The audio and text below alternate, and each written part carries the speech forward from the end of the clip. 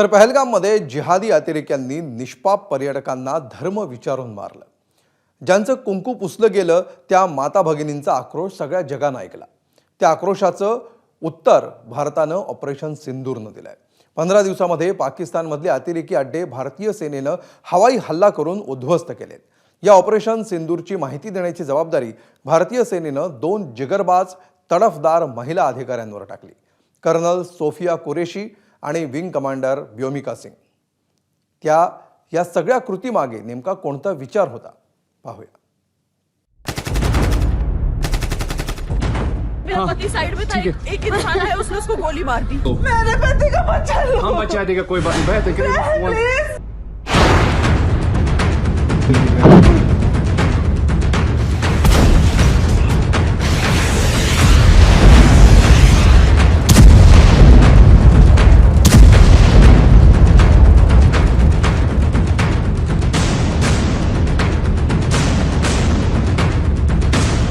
भारताच्या सैन्य दलाने पाकव्याप्त काश्मीरमधील 5 आणि पाकिस्तानच्या हद्दीतले 4 दहशतवादी अड्डे उद्ध्वस्त केले। पहलगाम हल्ला करणाऱ्यांवर 9 ठिकाणी प्रहार केला। त्याला नाव दिलं ऑपरेशन सिंदूर। या ऑपरेशन सिंदूरची माहिती देण्यासाठी परराष्ट्र मंत्रालय, भारतीय सेना आणि हवाई दलाने संयुक्त पत्रकार परिषद घेतली। मागे काळ्या पडद्यावर भारताची राजमुद्रा आणि त्याखाली ऑपरेशन सिंदूर हे शब्द। सगळा देश उत्सुकतेने वाट बघत असतानाच परराष्ट्र सचिव विक्रम मिस्त्री यांची एंट्री झाली।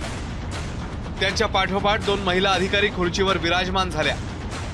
एक होत्या भारतीय लष्कराच्या कर्नल सोफिया कुरेशी, दुसऱ्या होत्या भारतीय वायुसेनेच्या wing commander Vyomika Singh.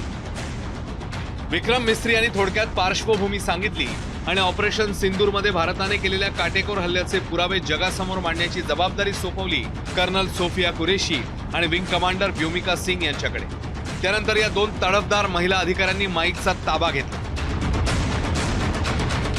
The selection of these targets for Operation Sindoor was based on credible intelligence inputs and role of these facilities in perpetrating the terror activities.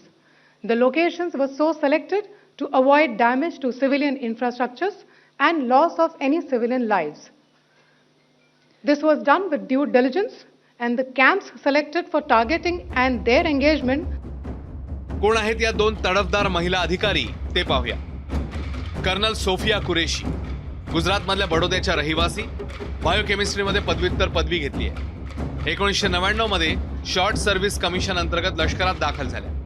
बहुराष्ट्रीय एक्सरसाइज फोर्स 18 प्रोग्रामचं नेतृत्व करणाऱ्या पहिल्या महिला अधिकारी आहेत। 2006 मध्ये कांगोत संयुक्त राष्ट्रांच्या शांती अभियानात त्या सहभागी झाल्या। घरात लष्कराचा समर्थ वारसा आहे। त्यांच्या आजोबांनीही भारतीय सेनेत सेवा केली आहे। पती मेजर ताजुद्दीन कुरेशी मेकॅनाइज्ड इन्फंट्रीचे अधिकारी आहेत। कोण आहेत विंग कमांडर व्योमिका सिंग? 18 डिसेंबर 2004 मध्ये शॉर्ट सर्व्हिस कमिशन अंतर्गत हवाई दलात सहभागी झाल्या। हवाई दलात हेलिकॉप्टर पायलट म्हणून हाय अल्टिट्यूड मिशनचं नेतृत्व केलंय। चेतक, चितासारख्या हेलिकॉप्टरनी 2500 पेक्षा अधिक तासांच्या उड्डाणाचा विक्रम त्यांच्या नावावर आहे। नोव्हेंबर 2020 मध्ये अरुणाचल प्रदेशात बचाव मोहिमेचं नेतृत्व त्यांनी केलंय। भारतीय सैन्यात अनेक दिग्गज अधिकारी असताना या 2 तरुण महिला अधिकाऱ्यांची एअर स्ट्राईक बद्दल माहिती देण्यासाठी निवड का केली याबद्दल उत्सुकता आहे। पहलगाम मध्ये जिहादी दहशतवाद्यांनी धर्म विचारून 26 पुरुषांना मारलं। त्या हल्ल्याचा बदला भारताने घेतला आणि धर्माच्या नावावर भारतात फूट पाडू पाहणाऱ्या दहशतवादी आणि पाकिस्तानलाही उत्तर दिलं। दहशतवाद्यांनी पुरुषांवर गोळी चालवताना महिलांना सांगितलं होतं, मोदी को जाके बोल देना। त्याच दहशतवाद्यांच्या आकांचं कंबरडं मोडल्यावर ते जगाला सप्रमाण सांगण्यासाठी पुढे सरसावल्या भारतीय सैन्य दलातल्या 2 जिगरबाज महिला। एक हिंदू महिला अधिकारी आणि एक मुस्लिम महिला अधिकाऱ्यांना बोलण्याची जबाबदारी देऊन भारताने पाकिस्तान विचार करतो त्याच्या कितीतरी पुढे आपण असल्याचं दाखवून दिलंय। भारताविरोधात धर्माचं तुणतुणं वाजवणाऱ्या पाकिस्तानला ही सुद्धा एक मोठी चपराक आहे। ब्युरो रिपोर्ट, एबीपी माझा। एबीपी माझा, उघडा डोळे बघा नीट।